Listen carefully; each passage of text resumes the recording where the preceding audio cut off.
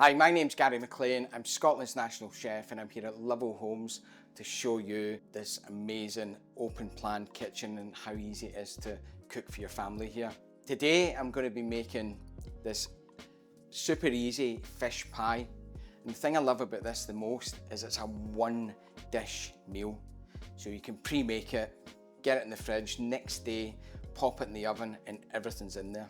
The first thing I'm going to do is show you how to make the most amazing mashed potato. So I think more and more people are sort of using the kitchen as the real heart of the home. And with a new Lovell home, you get that whole immersive experience. You know, whoever's doing the cooking isn't locked away in the back of the house. So that's the potatoes peeled. The next thing is I just want to cut the potatoes up into even sizes. So you're looking for your potatoes to be fairly big. If you cut them too small, I find they become too starchy and you end up getting that kind of sticky wallpaper kind of paste mashed potato that no one likes.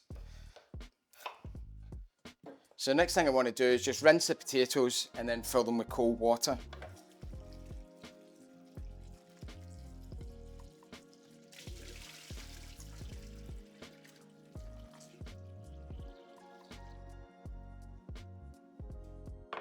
So that's the potatoes peeled, they're kind of even sizes. We'll get cold water.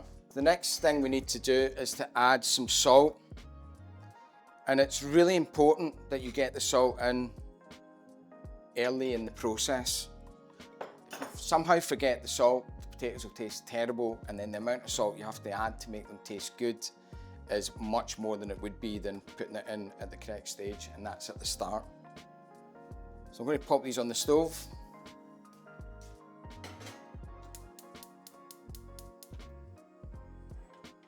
And just let them slowly come up to the boil. As soon as they come to the boil, I'm going to turn them down and just let them cook on a little simmer with a lid on. So the basis of any good fish pie is a white sauce. So we're looking at equal quantities of butter and flour. So we'll get 50 grams of butter, 50 grams of flour, and 500 milliliters of milk. I'm going to take some onion. We're probably only looking maybe about a quarter of this onion. And what we want to do is just extract the flavour from the onion and flavour that with some cloves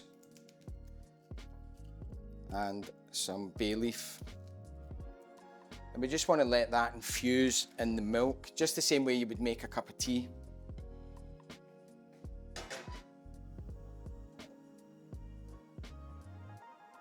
So my milk has just come up to the boil and I've turned it off. So I just want to let that lie a little bit and just let the flavour of the onion, the bay leaves, the cloves, just infuse through that milk. Meanwhile, I'm going to make a roux.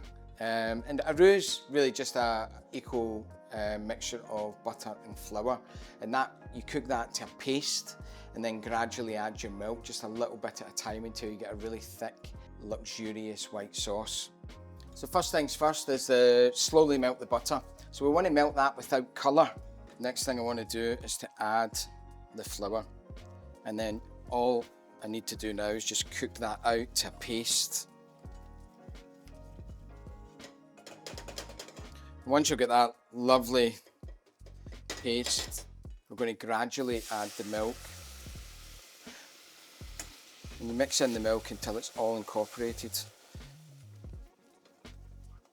And don't add any more milk until the milk you've added has disappeared.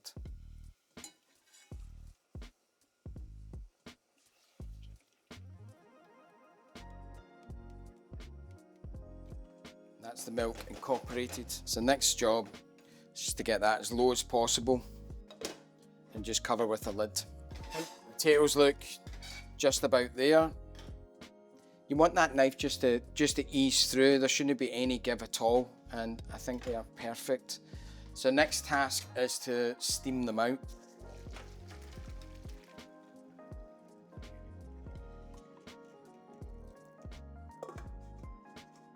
So my next job is to mash the potatoes, but guess what? I don't mash them. I rice them. So you can pick these little contraptions up for about £5, and the difference it makes to your mashed potato is unbelievable. So it makes them nice, fluffy, with no lumps.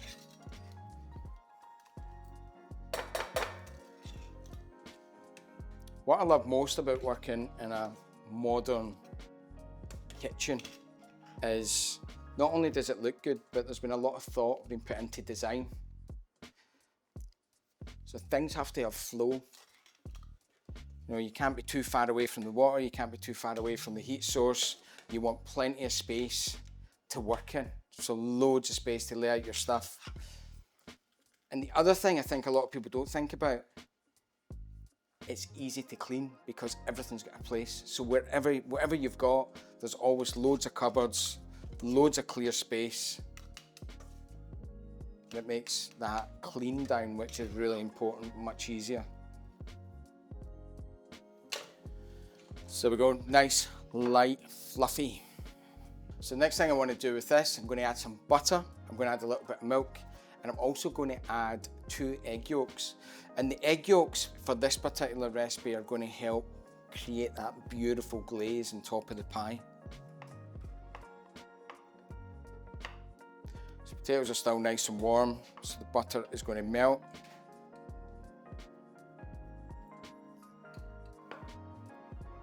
What Lovell have done is not only have they understood that the kitchen's got to look great, but it's got to function well.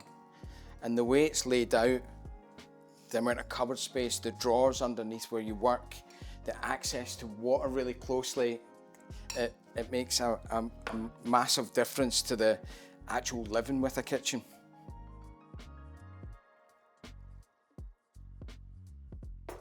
This mash does look good, even if I do say so myself. It's got a really nice consistency. We've taken a little bit of heat out of the potatoes with the milk and the butter. The next thing I want to do is add 2 egg yolks.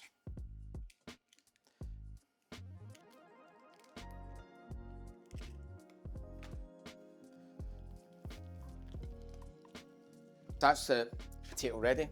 So when it comes to fish pie, it's actually up to you what you put in it. And I think the whole idea of fish pie is using up those little odds and sods. So I've got a mixture of different things here. I've got some mussels, I've got some prawns, I've got some salmon, smoked haddock, and some cod. We've got our sauce that's nice and tasty. And all we have to do is just add our fish to the sauce. And I'm not going to cook it anymore because it's going to cook in the pie. So fish cooks at a really low temperature. The fish will be cooked and cooked perfectly. So to that I'm just going to add, and again it's up to you what you want to add, but I'm going to add some chives, some spring onions. I've got some frozen peas that I absolutely love. One of my favourite things. A little bit of sweet corn. I don't think you can have a fish pie without some sweet corn. And then some chopped herbs. So the herbs could be anything. It could be chives, it could be parsley. Spring onions is definitely going to change the flavour of each bite, so you get that lovely oniony contrast. And everything you put in should have a reason for being there. These spring onions are just going to burst as you eat them. Likewise, when it comes to the sweet corn, it's going to give you a different flavour contrast.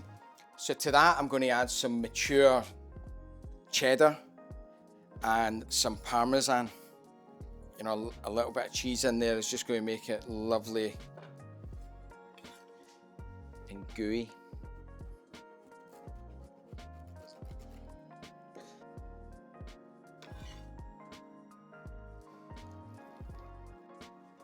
And the last thing I want to add to the pie mixture is a good dollop of Dijon mustard.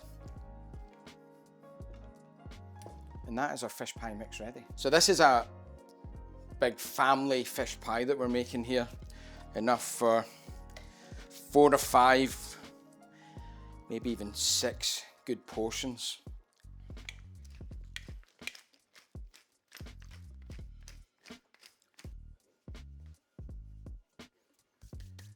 And the next job is to get that mashed potato on top of the pie. Couple of options, I'm going to pipe it. A couple of little rules when piping anything, whether it's cream or icing or potato, is do not fill the bag too much.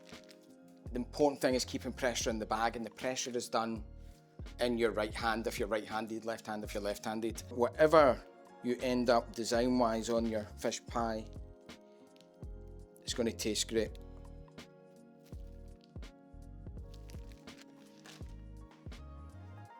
And there we have an amazing fish pie.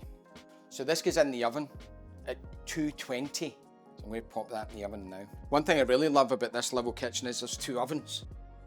You can set them at different temperatures. You can use one as a holding oven, and it's just really handy and can cut your cooking time for anything like that in half.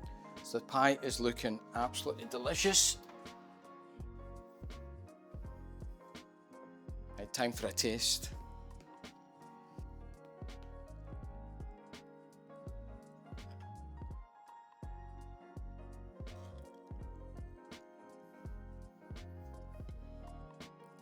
Absolutely delicious.